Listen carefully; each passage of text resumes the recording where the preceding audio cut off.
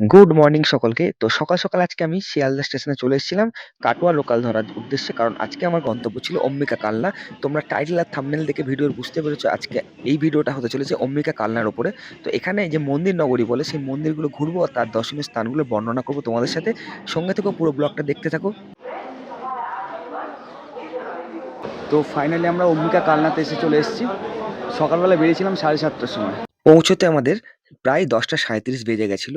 তো এই ১ নম্বর প্ল্যাটফর্ম হতে আমরা এই সোজা বেরিয়ে যাব। বেরিয়ে কথা হচ্ছে তোমাদের সাথে। যেটা অম্বিকা কালনা স্টেশন, এখান থেকে আমরা বেরিয়েছি। বেরিয়ে এদিক থেকে আমরা সোজা চলে যাব এখন টোটো স্ট্যান্ডের দিকে, যেখান থেকে আমরা আজকে একটা টোটো ভাড়া করে অম্বিকা কালনা পুরো ঘুরে দেখব। তো ভাইয়ের নাম সমীর মজুমদার। তো এই ভাইয়ের টোটো করে আমরা আজকে পুরো মন্দির ঘুরবো। 2 থেকে 2.5 ঘন্টা লাগবে। আর লাস্টে আমরা ভবাপাগলা বাড়িতে যদি দুপুরবেলা কিছু সেবা পাই, মন্দির প্রসাদ, তো সেখান থেকে বেরিয়ে আমরা ফের স্টেশন অবধি আমাদের ছেড়ে দিয়ে যাবে। তো প্রথমে আমরা চলে এলাম অনন্ত বাসুদেব মন্দির। তো ভেতরে যাই, তোমাদের সাথে শেয়ার করছি কেমন লাগলো। সিঁড়িতে উঠেই প্রথমে তোমরা বাঁদিকে খেয়াল করলে দেখবে একটা গোশালা আছে, যেটা এখন দেখা যায় না গ্রাম বাংলা ছাড়া।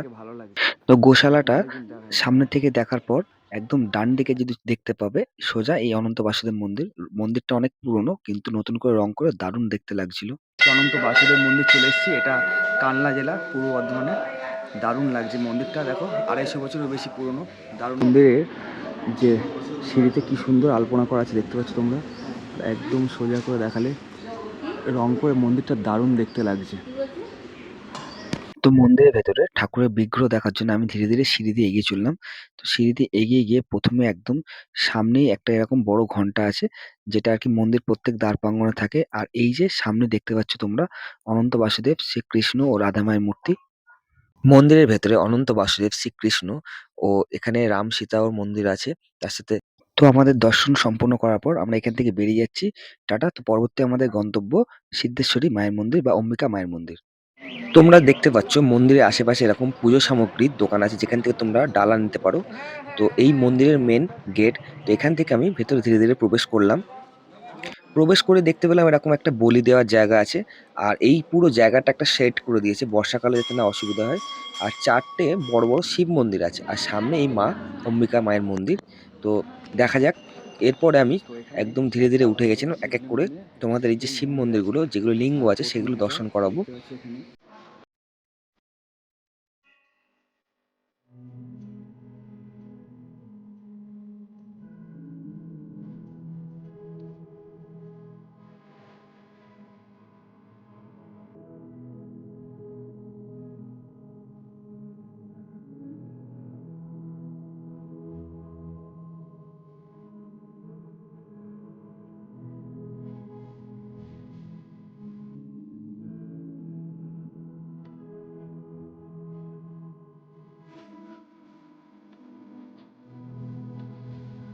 এরপর মাকে দর্শনের জন্য আমি ধীরে ধীরে এগিয়ে চললাম সামনের দিকে। তো আমার সঙ্গে থাকো, তোমরাও দেখতে পাবে মাকে দর্শন করবে আমার এই ভার্চুয়াল ভিডিওর মাধ্যমে। মন্দিরটি প্রাচীন টেরাকোটার কাজ দিয়ে খুব সুন্দর লাগছিল। আর মন্দিরের দ্বারপ্রাঙ্গে সিংহদ্বার ছিল। আর এইটা হলো অম্বিকা মায়ের মূর্তি। একটা নিম কাঠ দিয়ে 4 ফুটের এই মূর্তিটি বানানো। এরপর আমরা চলে এলাম গোপালজির মন্দির। এই গোপালজির মন্দিরটা ইংরাজি 1766 খ্রিস্টাব্দে প্রতিষ্ঠিত হয়। ও এই মন্দিরটা পঞ্চবিংশতি রত্ন মন্দির বলে। এই মন্দিরে 25টি খিলান বা 25টি চূড়ো বলতে পারো। তো এই মন্দিরের বিশেষ আকর্ষণ হলো পোড়া মাটির টেরাকোটার কাজ, দারুণভাবে অলংকৃত করেছে। এই মন্দির প্রাঙ্গণে ঢোকার পরে আমি বিস্মিত হয়ে গেছিলাম যে এত সুন্দর কারুকার্য থাকতে পারে। আর এই যে কালনায় যদি না আসতাম তাহলে জানতে পারতাম না। তোমরা এই ভিডিও দেখার পর যাদের মনে হবে একবার অন্তত কালনা ঘুরে যেও। তো এই মন্দিরটি 25টি খিলান বিশিষ্ট মন্দির। আর এই মন্দিরে পুরো মাটির কাজ করা। মন্দিরটা প্রায় 1766 খ্রিস্টাব্দ মানে ইংরেজ আমলের সময় প্রতিষ্ঠা করা হয়েছে। দারুণ একটা জায়গা, সুন্দর পরিবেশ সকালবেলা। মন্দিরের গায়ে একটু খেয়াল করলে দেখবে কি সুন্দরভাবে কাজ করা আছে। প্রত্যেকটা ছোট ছোট মূর্তিগুলি প্রাচীন ভারতের যে ঐতিহ্য সেটাকে একদম ভালোভাবে নিখুঁতভাবে বর্ণনা করা আছে। আর এইটা হলো মন্দিরের একদম দ্বার। ভেতরে যে বিগ্রহ আছে, রাধাকৃষ্ণের বিগ্রহ আছে, সাথে গৌরনিতাইও আছে। খুব দারুণ লাগছিল দেখতে। তোমরাও গেলে দেখো, খুব ভালো লাগবে আশা করি তোমাদের। আর সঙ্গে থেকেও ভিডিওটি দেখতে থাকো সম্পূর্ণ।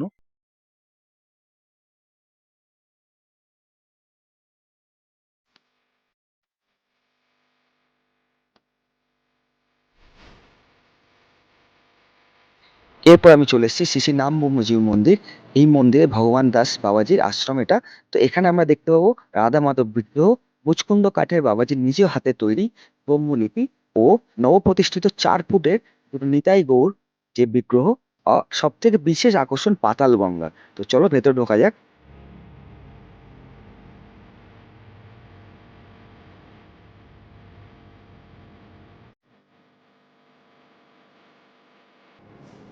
মন্দিরের ভেতরে আমি প্রবেশ করে গেছি। এরপর আমি তোমাদেরকে দেখাবো এর ভেতরে যে রাধা মাধবজির বিগ্রহ আছে সেটা খুব সুন্দর দেখতে ছিল। ও তার সাথে দুটো নিম কাঠের 4 ফুটের গৌরনিতাইয়ের বিগ্রহ, এটাও খুব সুন্দর দেখতে ছিল। এরপরে বিশেষ আকর্ষণ পাতাল গঙ্গা, যেটার একটা কাহিনী আছে। বাবা ভগবান দাসজি যখন খুব বয়স হয়ে যায় তখন সকালে আর গঙ্গা স্নানে যেতে পারতেন না, তাই ওনার মন খারাপ করতো। সেই সময় রাত্রেবেলা উনি স্বপ্নাদেশ পায় যে গঙ্গা দেবী উনি বলেছিলেন আমি তোমার বাড়ির কাছে আসছি, সেখান থেকে তুমি স্নান করতে পারবে এবং পূজা অর্চনা সম্পন্ন করতে পারবে। তো এটা একটা ইতিহাস।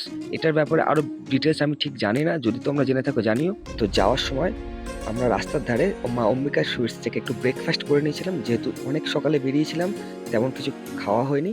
তো ব্রেকফাস্টে আমরা নিয়ে নিয়েছিলাম এখানকার স্পেশাল কচুরি। তো এখানকার কচুরি খেতে দারুণ ছিল। যারা এই অম্বিকা বা কালনার অধিবাসী তারা জানো তোমরা অবশ্যই মা অম্বিকা সুইটসের কেমন মিষ্টির প্রসিদ্ধতা ও তার এই কচুরি। তো এরপর আমরা চলে এসেছিলাম মহাপ্রভুর বাড়িতে। ঝলক দর্শন মহাপ্রভু মন্দির।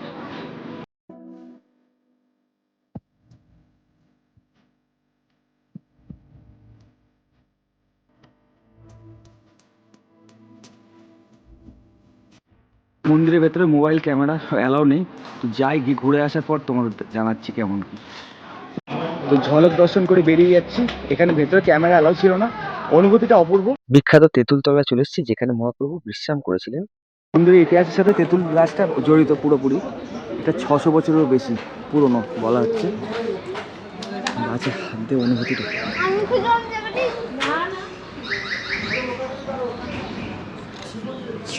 এই সেই জায়গা যেখানে মহাপ্রভু এসে বিশ্রাম নিয়েছিলেন, যে বিশ্রামস্থল। দারুণ একটা অনুভূতি হচ্ছে এই, মানে অম্বিকা কালনা না এলে এই অনুভূতি বলে বোঝানো যাবে না। আর যারা কৃষ্ণ ভক্ত তারা তো এখানে এসে মোটামুটি মহাপ্রভুর দর্শনই পেয়ে গেছে।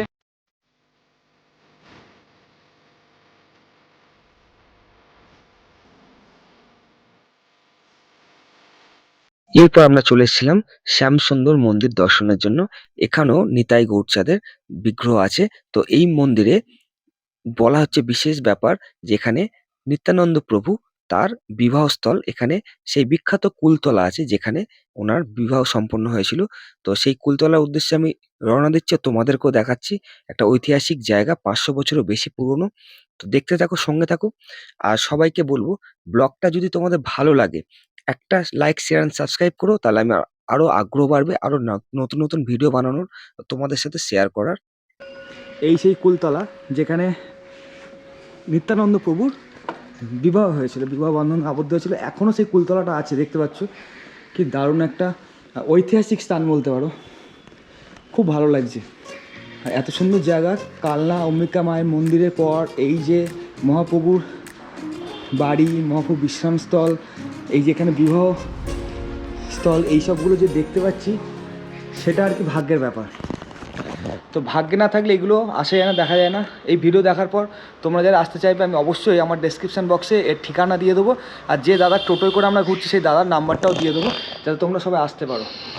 এরপরে আমরা চলে এসেছিলাম নবকৈলাস, যেটা কালনার 108 বিখ্যাত শিব মন্দির। তো এখানে এসে অনেক কিছু দেখলাম, তো তোমাদের সাথেও শেয়ার করবো, সেটা দেখতে থাকো, সঙ্গে থাকো। বড় সার্কেলটা, সেখানে 74টা মন্দির আছে। প্রত্যেকটা মন্দিরে একটা করে ব্ল্যাক কালারের যে শিব ঠাকুরের মূর্তি লিঙ্গ, আর একটা হোয়াইট কালারের। তো এইটা একটা বিষয় আছে। আর এই দিকটা ঘুরলে দেখা যাবে এইখানটায় 34টা আছে, টোটাল 108টা। 34টা এই সার্কেলটার মধ্যে আছে, ছোটো সার্কেলটা।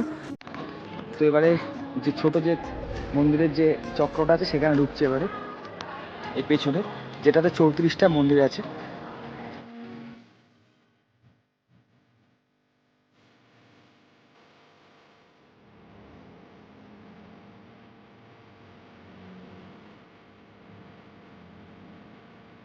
এই 108 শিব মন্দিরের যে ছোট বৃত্তটা আছে সেখানে 34টা মন্দির আছে। আর প্রত্যেকটা মন্দিরেই শ্বেত শুভ্র সাদা শিব ঠাকুরের লিঙ্গ আছে। এরপর আমরা চলে গেছিলাম রাজবাড়িতে, যেটা ঠিক ১০৮ শিব মন্দিরের একদম অপোজিটেই। এই রাজবাড়ির ভেতরে গোপালজির মন্দির, প্রতাপেশ্বর মন্দির ও ছাদবিহীন রাসমঞ্চ, গোপালজিউর মন্দির আছে। তো এক এক করে তোমাদের সবকিছু দেখাচ্ছি, তোমরা দেখতে থাকো, সঙ্গে থাকো। এটা হলো সেই ছাদবিহীন রাসমঞ্চ, যেখানে একসময় রাস পূর্ণিমার সময় এখানে অনেক সময় রাস যে নাটক উৎসব সেগুলো করা হতো রাজাদের বাড়িতে। এটা একটা দারুণ ব্যাপার ছিল। এরপরে আমি একদম রাজবাড়ির ভেতরের দিকে চলে এলাম, আর ঢুকতেই গেটের কাছে দেখলাম এরকম একটা পালকি, যেটা একদম রাজবাড়ির ঐতিহ্যের সাথে খুবভাবে মানানসই। তৎকালীন যুগে সেই সময় তো মানুষ পালকিতেই যাতায়াত করতো বেশিরভাগ। তো এইখানে ভেতরে এসে আরো একটি মন্দির আছে, এটাও একটা পঞ্চবিংশতি মন্দির, ২৫টি খিলানযুক্ত। আর এই সামনে যে দালানটা, এটা একটা বড় দালান যেখানে মানুষজন বসতেন। রাজবাড়ির ভেতরে এই গোপালজির মূর্তি, যেখানে শ্রীকৃষ্ণ আর রাধামা আছে। কালনাতে আরো সব মন্দির আছে যেগুলো আমি সম্পূর্ণভাবে দেখিনি। তো এরপর আমি চলে এসেছিলাম গুপ্তিপাড়াতে। এটা গুপ্ত বৃন্দাবন বলা হচ্ছে এটাকে। ভারতবর্ষে দুটো বৃন্দাবন থাকতো, এটা জানা ছিল না, এই একটা এখানে। তো এইটাই দাদা বললো বলে এলাম। একটা দারুণ স্থাপত্য দেখতে হচ্ছে, টেরাকোটা।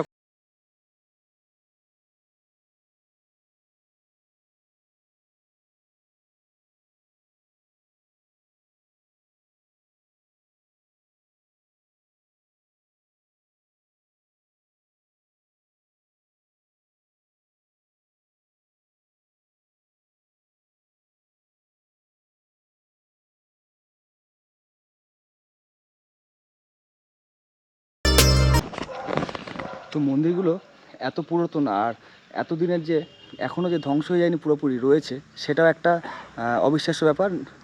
দারুণ লাগছে। আর চারপাশে ভিউটা খুব সুন্দর, গাছ গাছের ভর্তি, সুন্দর পরিবেশ। এখানে যারা আসবে তারা আমার মনে হয় একটা টোটো ভাড়া করে নিয়ে সারাদিন ঘুরে দেখো, দারুণ মজা লাগবে। তো আজকে আমাদের এই ব্লগটা আমি এখানেই এন্ড করব। আর তোমরা যারা আসবে, আমি এই দাদার ফোন নম্বর আর ডিটেলস দিয়ে রাখবো, দাদাকে কন্ট্যাক্ট করে আসতে পারো। দাদার নাম আর দাদার ফোন নম্বরটা এইদিকে ঘুরিয়ে নিই।